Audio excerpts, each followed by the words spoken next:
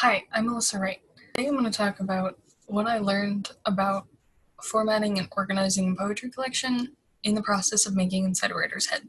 So when I was starting out, I made a few mistakes, which is understandable and to be expected. I tried to organize the poems while choosing the poems that went in the collection. Don't do this, because then you'll try to put them in order without knowing how best to do that, without having found out, okay, these are all the poems that go in the collection, now how do I organize them? That's a more sensible way of doing it. I also had quite an aversion to cutting and editing my poems. This is also a mistake. You have to think about, does this poem contribute to the collection the way I want it to?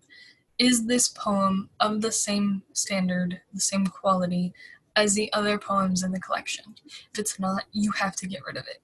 Don't feel bad about cutting a poem. Just because you're cutting a poem from this collection doesn't mean that it won't get its time to shine and that it won't have a place. That's important. The things that I found out were super important were to play around with the order, try putting them in different ways, try different organization styles, put it different ways, read through it, try it a different way, read through that, see what you like, see what feels right, what feels wrong, kind of learn what you want to do with the collection and what you want the collection to look like by playing with it. There are a few different organization styles. There's 4 main ones. There's topical, emotional, lyrical, and collage. So for a topical organization style, it's what it sounds like. You have smaller sections in the poetry collection based on different topics. If you have several different topics in your collection, you might benefit from a topical organization if you have enough balance between the number of poems in each topic. And under that, you can make different sections if you think it would benefit your collection.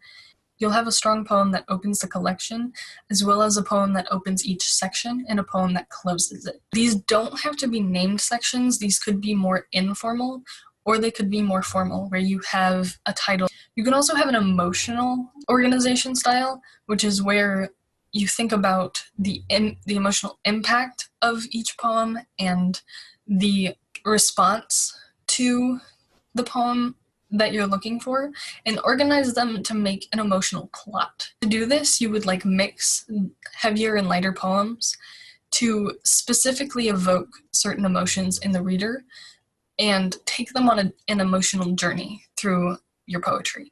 A style that goes along really well with the emotional organization style is actually lyrical, where you take a repeated word, theme, idea, phrase, whatever it is that from one poem, and then you put the next poem after it because it has that element also.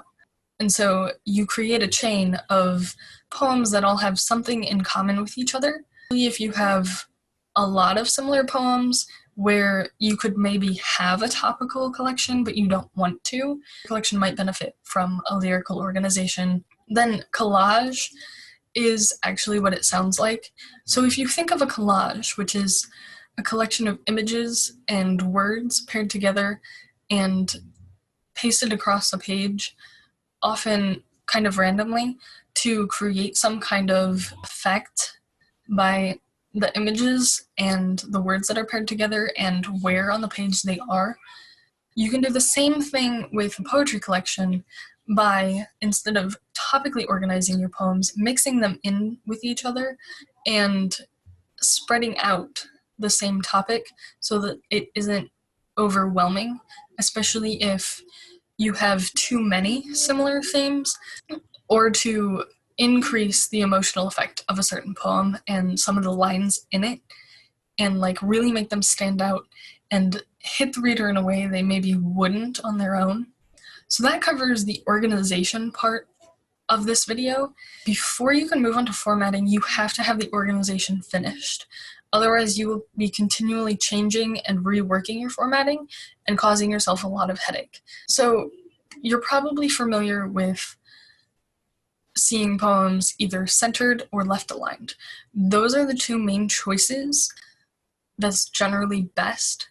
You don't have to go with one throughout the whole collection. You can if you really want to, but you don't have to. For an ebook, you are going to have standard page sizes and normal margins. Don't change it in the document, leave it the same. You'll probably need to export poetry collection as either a PDF or an EPUB file, depending on how you're self-publishing, depends on which format you'll need. If you put your poetry collection together in Google Docs, it's really, really easy to export it this way. There's an option in Google Docs to export as a PDF or as an EPUB file, and either of those work well. When it comes to the physical book, however, you're going to have to change the page size and then adjust the margins accordingly. When you're preparing for the physical book, make sure you're changing the page size and the margins, not just the margins. You'll need to get the specific directions for that from the book printing service. Just make sure you check that and that you follow those instructions the first time so that it takes less time to get your book out. You'll want to think about if you need a copyright page, if you are just distributing a printed book or an ebook among close friends and you're not publishing it more widely, you may or may not need that. You might decide you don't need to include it.